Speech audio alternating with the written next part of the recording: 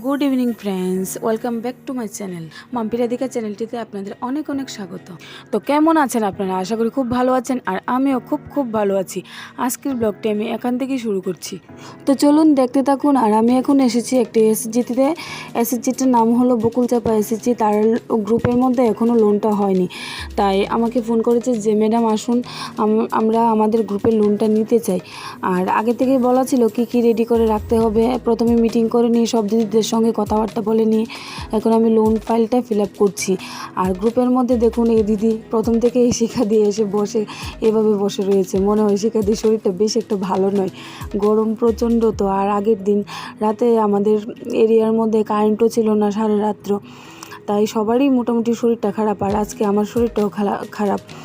আর তার মধ্যে এই দিদি টুম্পাদি গ্রুপ থেকে 85,000 টাকা নেবে। একটা রেজুলেশন লিখে দিলাম, একটা চেক রেজুলেশন লিখে দিলাম, আবার তাদের লোনটা ফিল আপ করি।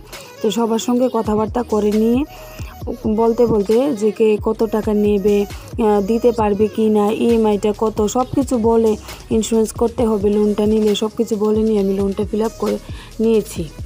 আর আপনারা যারা এখনও পর্যন্ত এসএসজি করেননি বা এসএসজি কী সেটা জানেনই না, মনে করেন যেমন ধরেন যারা চাকরি বাকরি করে না, গরিব ফ্যামিলি, বিপিএল ক্যাটাগরি বা পিজি অন্তর্দয়, মানে মুদ্রা কথা হলো 2 টাকা করে চাল খায়, এরকম যাদের পরিবারে আছে মহিলারা, তারা বিশেষ করে এসএসজিতে আসা খুবই দরকার। পৌরসভার যে এসএসজিটি হয় ওইটির মধ্যে আসা খুবই দরকার, কারণ ওইগুলোর মধ্যে খুবই ফেসিলিটি থাকে, অনেক কিছু বেনিফিটস থাকে, ওইগুলো পেতে পারে তারা, ওই মহিলারা।